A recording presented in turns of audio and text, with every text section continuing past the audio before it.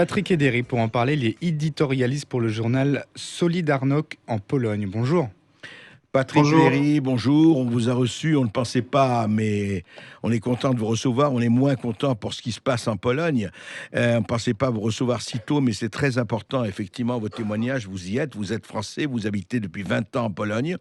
On vous a reçu il y a quelques jours par rapport aux fake news et vous êtes venu rétablir un certain nombre de vérités par rapport à la Pologne qu'on présente un peu trop et un peu trop facilement, surtout comme le pays réactionnaire, peu légal, d'où vient tout le mal, etc., etc., en tout cas chez certains. Et puis voilà-t-il pas que depuis hier, on ne parle que de ça, et c'est normal, par milliers, par dizaines de milliers, des migrants venus du Bélarus arrivent effectivement devant les frontières polonaises. Qu'est-ce qui se passe exactement, Patrick Derry? Donc en fait, je ne sais pas si vous vous en souvenez, mais il y a en mai de cette année, vous avez un avion qui reliait Athènes à Vilnius qui a été détourné par le pouvoir biélorusse, donc au motif qu'il y avait une bombe à l'intérieur, et donc ils l'ont fait atterrir à Minsk.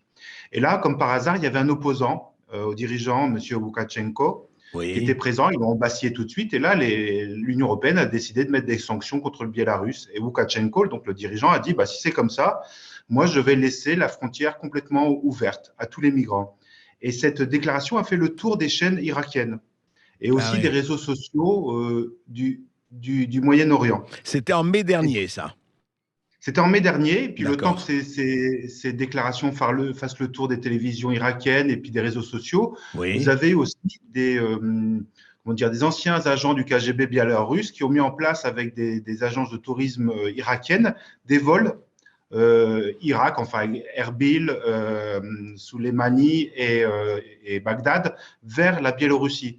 Donc vous avez des vols quotidiens qui arrivent d'Irak en Biélorussie, à Minsk, et vous Mhm. avez des voyages enfin pas tout payés, mais plutôt tout organisés, Mhm. avec le billet d'avion jusqu'à Minsk, et après, soit le Vous voulez dire, taxi, les soit immigrants le bus. arrivent en avion d'Irak, d'ailleurs, jusqu'à Minsk, c'est ça? Ah oui, oui, parce que regardez, quand vous regardez une carte, il n'y a aucun intérêt d'aller jusqu'en Biélorussie quand vous venez d'Irak. Et tous les gens que vous avez vus hier, ce sont en fait des Kurdes d'Irak Des Kurdes d'Irak, qui sont d'accord. arrivés.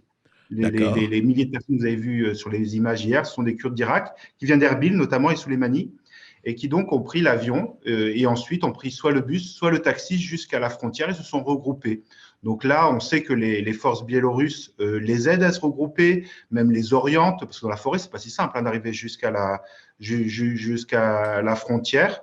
Et Oui. donc, c'est vraiment des gens qui arrivent en 24 heures. Et vous le voyez, hein, hier, vous voyez les images, ils sont très frais, leurs habits sont propres, sont Mhm. même neufs, parce qu'ils ont acheté, parce qu'ils n'ont pas l'habitude de la montagne, je suppose. Et on voit vraiment que ce n'est pas des gens qui fuient la misère ou qui fuient la guerre, hein, c'est des gens qui viennent pour venir Oui. en Europe et L'immigration. trouver voilà, Et alors, l'immigration. où ça en est aujourd'hui? Parce que vous dites ces 4 colonnes d'Irakiens, vous avez tweeté là-dessus, Patrick Ederi, 95% d'hommes seuls arrivés par avion en 5 avions par jour, dites-vous, en Biélorussie qui se dirigent vers la frontière. Et vous dites que la Commission européenne refuse d'aider la Pologne à défendre la frontière. Où ça en est justement là-dessus? Quelle est la position depuis 48 heures de la Commission européenne, en fait?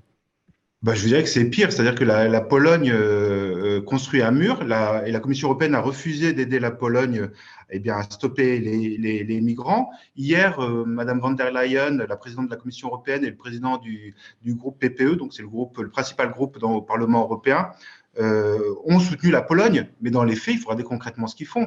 La semaine dernière, l'Union européenne a condamné la Pologne à 1 million d'euros d'amende par jour. Par jour. Alors sur des motifs fallacieux, comme on l'a vu, hein, injustifiés, injustifiables, comme le disent de nombreux constitutionnalistes français, de grands constitutionnalistes français, qui disent que, en fait, si on condamne la Pologne, c'est parce que c'est un gouvernement qui refuse le progressisme, c'est un gouvernement enfin, un gouvernement conservateur, et qui Mhm. refuse les migrants. Hier, en pleine crise des migrants, la Commission européenne a envoyé une lettre à la Pologne pour qu'elle paye 25 millions d'euros d'amende pour Mhm. la relancer, si vous voulez, en Oui, pleine parce crise qu'ils des estiment, migrants. oui, parce que la Commission européenne estime que la Pologne est réactionnaire en refusant les migrants. Enfin, on le sait. Et le conflit dure depuis longtemps avec la Pologne, de ce point de vue-là. Ah oui, ils n'arrêtent pas. Et puis là, jeudi, c'est le 11 novembre. Le 11 novembre, c'est la fête nationale de l'indépendance de la Pologne. Eh bien, ce jeudi-là, le jour de la fête de l'indépendance de la Pologne, le Parlement européen va encore se réunir pour condamner la Pologne. en pleine crise des Donc migrants. demain, Ils vont se réunir. c'est ça. Demain, jeudi. 11 novembre, c'est jeudi, c'est après-demain, ouais. Oui, après-demain, oui, c'est ça, exactement. Et alors, comment réagissent les Polonais? Comment réagissent les autorités polonaises? Comment aujourd'hui, où en est la situation? Donc alors les Polonais en fait ne veulent pas comment dire se soumettre à ce chantage parce qu'ils savent qu'avec les Biélorusses et les Russes qui sont derrière les Biélorusses, hein, s'ils mettent le doigt, c'est la main qui va être prise, c'est le bras.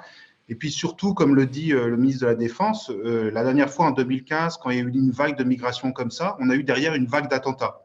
Et ça, ils veulent pas l'avoir sur la conscience, même s'ils savent que la plupart des migrants eh bien, vont aller en Allemagne ou en France, vont pas rester en Pologne. Il n'y a aucun intérêt. Ils le disent même hein, à la frontière, on veut aller en Allemagne, laissez-nous passer. On veut pas Ouais, rester en en Pologne. Et puis Pologne, ce ouais. qu'on dit pas en France, et ça c'est vraiment, vous voyez, c'est une différence notable avec la France et la Pologne, c'est que, comme je vous le disais la dernière fois, il y a une liberté d'expression totale.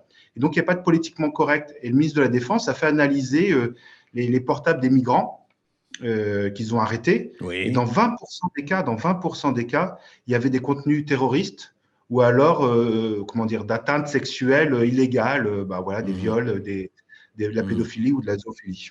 Vous pensez pas que c'est un peu aussi de la propagande du côté du ministère, ça, pour Je montrer que pense, ce sont des terroristes ou des violeurs, etc.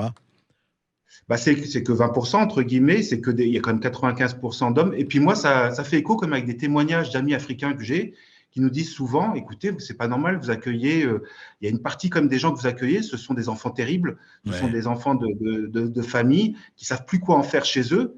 Et la dernière solution, c'est l'Europe, parce que même s'ils vont en prison, il vaut mieux être en prison en Europe que dans ces pays-là, quoi, tout Eh oui, simplement. ça c'est clair. Et alors on avait parlé de fake news ou de travestissement de la réalité, Patrick et Derek, quand vous étiez venus nous voir à Sud Radio. Et là, vous dites, vous donnez une couverture du journal La Croix, du journal français La Croix, bien sûr. Et ça, c'est intitulé Dans l'Est de la Pologne, la traque aux migrants. C'est-à-dire que pour une certaine partie de la presse, en tout cas La Croix, c'est la Pologne qui traque les migrants. Ce ne sont pas des migrants qui par milliers viennent en ce moment en Pologne. Oui, c'est toujours l'inversion de la vérité, des valeurs. C'est des gens qui viennent quand même en avion, hein, qui prennent le bus jusqu'à la frontière, qui essayent de passer la frontière illégalement, qui Hmm. viennent avec leurs enfants dans la forêt comme ça, alors qu'ils sont quand même à 3000 km de chez eux. Il faut se poser aussi la question de la responsabilité des enfants. Et puis surtout, il n'y a pas beaucoup de familles. Vraiment, quand on regarde les images, il suffit de regarder les images, vous Ouais. avez 90% de jeunes hommes et c'est des Hmm. gens qui viennent vraiment, c'est un circuit touristique quasiment, hein. Il faut payer 2000 $ pour arriver jusqu'en Pologne, enfin, jusqu'à la frontière polonaise. Et après, vous devez payer à peu près 3000 $ des passeurs pour arriver jusqu'en Allemagne. Ou alors, vous avez des associations allemandes actuellement qui sont sur les réseaux sociaux qui vous disent qu'ils peuvent venir vous chercher en bus pour vous emmener jusqu'en Allemagne. Ah ouais, mais 5 000 $, dis donc, il faut les trouver, ces 5 000 $. Hein. C'est quand même tout à fait étonnant, quoi. Il y a en tout cas de l'argent qui circule là, hein, et pas qu'un peu, franchement. Non, et puis vous voyez comment ils sont. Regardez les images, hein. Je vous invite à aller sur les réseaux sociaux, regardez les images, vous verrez que ce ne sont pas des gens qui sont très pauvres, hein. Ils sont habillés avec de la marque, et Ouais. c'est des gens qui ont fait. Alors, je ne sais pas, ils ont peut-être fait des économies, ou c'est la famille qui a Mhm. réuni des économies pour les envoyer là, mais on voit qu'ils ne fuient pas la misère, c'est certain, ça. Et dites-moi, dernière question, Patrick Ederi, ça va se dérouler comment? Qu'est-ce qui va se passer? Est-ce que la Pologne va... Parce qu'à un moment donné, il peut y avoir affrontement, et affrontement, je dirais presque armé, quoi. Parce que, est-ce qu'ils vont... Ou alors, est-ce qu'ils vont laisser faire des couloirs pour dire, écoutez, en fait, vous voulez aller en Allemagne ou en France, eh bien, on va faire des couloirs, allez-y. Du moment que vous ne restez pas en Pologne, allez-y. Ou au contraire, ça va être le blocage, à Bah, votre pour avis? l'instant, moralement, ils ne veulent pas être responsables de l'arrivée des migrants, même dans l'Union européenne, même s'ils les veulent, entre guillemets, même si l'Allemagne et la France les désiraient. Ils ont actuellement deux problèmes, deux soucis. C'est que c'est soit, comme vous dites, des attaques, c'est-à-dire qu'il y a beaucoup quand même de gardes biélorusses qui entourent ces migrants. On pourrait imaginer qu'à un moment ou à un autre, par hasard, un vol d'armes et Ouais. qu'ils tirent sur les gardes frontières polonais. Et la deuxième inquiétude, c'est le froid. Ah ouais. C'est-à-dire que on Ouais. imagine qu'il est possible que les Biélorusses massent les migrants à la frontière, les empêchent de revenir en arrière. Et à ce Mhm. moment-là, on va Ah avoir, ouais. je ne sais pas, peut-être 2000, 10 000 migrants qui vont camper là. Et avec l'arrivée de l'hiver, vont mourir de froid, quoi. Ouais, Et là, drame qu'est-ce qui va humain. se passer? Ouais. Qu'est-ce que va faire Ouais. l'Union européenne? Oui, c'est assez terrible cette histoire de manœuvre biélorusse et compagnie.